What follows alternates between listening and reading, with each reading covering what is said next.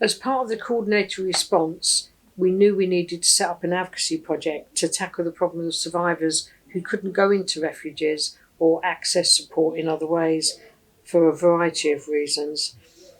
We knew many women were not getting support and that there were not many non-statutory agencies out there that they could go to for support, and many women were still scared of the statutory agencies like social services.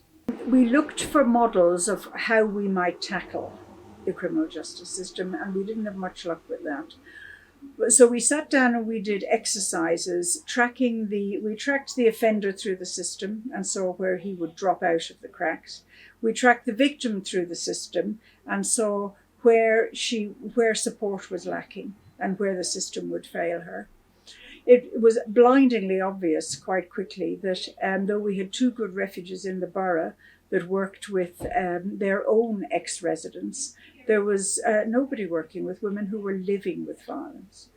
And these were, of course, the bulk of the women in those statistics.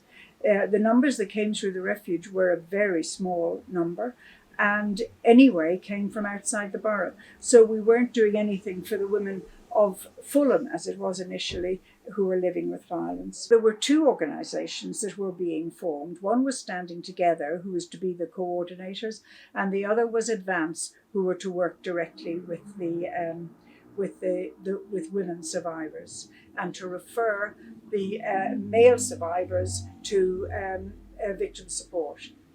And we got involved in this in the first place, not to meet some agency's targets or to raise lots of funds or to make a name for ourselves. It was to change the systems that routinely marginalise the needs of women and children, and which we were all agreed were failing those survivors of domestic abuse.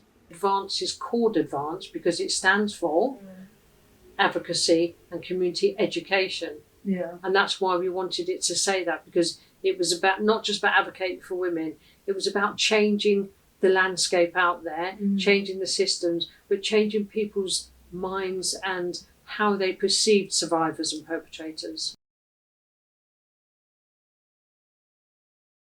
By 2000, we were showing real change in the data. As advocates and coordinators, we learned that to be most use, we had to be really well informed. We had to be realistic and hopeful and above all practical. Because the devil, as they say, is in the detail, and this really was detailed. You know, it was tracking down why were arrests not being made. And it turns out because the warrants don't reach the police station for 4 days. It's tracking down what's really happening and finding it and changing it, as well as these important protocols that meant that all staff had to be following the agreed way of working. For instance, prior to the Specialist Domestic Violence Court setting up, we couldn't set up a court because the court said there weren't enough cases. We knew there were, but they didn't. They said there weren't, but nobody knew how many cases there were going to court because the files weren't identified. So we set up a very simple system of putting a green sticker on every case that was identified as a domestic violence case as it came into the police station. And that was checked at intervals further down the line. And this opened the way to monitoring those cases, because if you don't know where they are or who they are, you can't even begin to measure change. And that ultimately led to the rollout of specialist domestic violence courts. We knew to truly support a woman, as I said, we need to look at all her needs, but all of her needs couldn't be fulfilled by our agency alone. So we needed to work with all the agencies in the borough, but understand their systems, but also get them to understand how it was for a woman suffering domestic abuse. So they understood how hard it was for her to give a statement to the police or to go to court or do anything against him. So we needed to get them to understand the impact of domestic abuse, that it was much, much wider than they'd ever understood. And by training the police, we were able to make them better aware on the night of the risk factors, and to not just get them together and say, do you want him charged log? Because that's what they used to say, and to also understand that when they arrive, of course he's going to be calm. He's not going to be the Mr. Angry he was half an hour ago before they came. He's going to be the calm one. And because the police is there, and they're asking the woman what's happening, the woman may be really upset. She may be really angry. She may be shouting, and that she's not the aggressor. And we got them to look at the dynamics of domestic violence and what happens when women call the police. It's about breaking down for the agencies what a woman had to go through to actually get away from their abuser, or to decide to stay in their own home and get some protection from courts. And lots of agencies at the time would say, why doesn't she just leave? And so we used to sit down and do an exercise with them and explain to them that if they had to leave their house in the middle of the night at 2 o'clock in the morning, and they could never go back again, how would that feel? And get them to be in that woman's shoes. On a slightly different note, it's not all about statistics or prison sentences.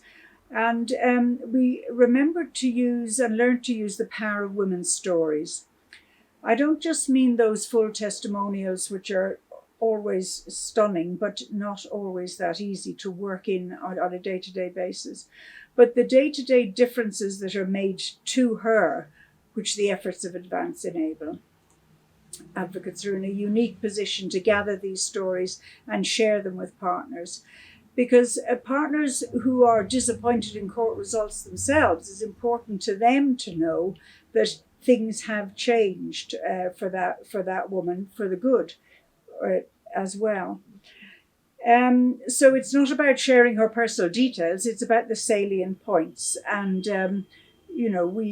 I still remember some of the stories that Advance would share with us at Standing Together, in which we would use, like an alcoholic woman who Advance got into court and who held off her first drink until she'd got into the witness stand and given her evidence, and how proud she was of having done that. And that to her was a huge step forward. And the woman who sent Advance a postcard from a coffee bar in Covent Garden, because she'd never been allowed to do that before. Change is slow and real change is difficult. And I am still grateful to anybody who does this work in the past or the present or the future. And especially I have respect for those practitioners who back then and hopefully still now step outside the comfort zone of their organisations to do something a bit more and a bit differently, and to make that real difference for survivors. And if I need to refresh those original names, I still go back to Ellen Pence. She has an unerring ability to lead us to the heart of an issue and away from our defensiveness about our own organisations. And she continues to be relevant and practical and simply revolutionary and an inspiration to everybody. Ellen Pence is still my hero. And I think about her every day and what she taught me, the practical stuff she taught me, but also how she was so dedicated to the work about finding solutions. She was solution focused. She didn't say it's them over there. We were all part of the system and we all have our part to play in that system. And she taught me that you can make a change. You just have to have a hope and a dream and just keep putting one step in front of the other and going towards it. And it is hard. It is hard to change systems. They're not going to happen overnight. And you have to have long-term goals and have a fixed goal and just keep going forward until you get that goal.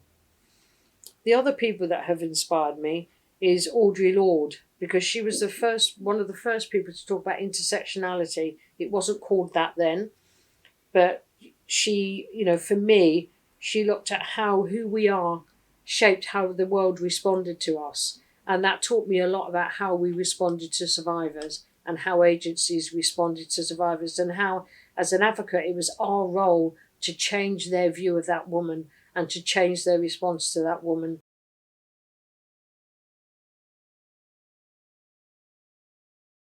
I always end by saying to keep listening to the voices of survivors. They are not always saying the same thing, but it's remarkable how consistent those voices have been over the many years in which we've been doing this work. Their bottom line often is, I just want someone to tell him to stop. And that is actually what you are doing when you're working with the criminal justice system. That is, you're holding him accountable for his actions, and you're getting the state to hold him accountable for his actions. And I don't think you can underestimate how important that is. And we got involved in this in the first place, not to meet some agencies' targets or to raise lots of funds or to make a name for ourselves. It was to change the systems that routinely marginalise the needs of women and children, and which we were all agreed were failing those survivors of domestic abuse. And my last thought as advocates is never stop educating people. It is your role to educate people about the effects of domestic violence and its impacts.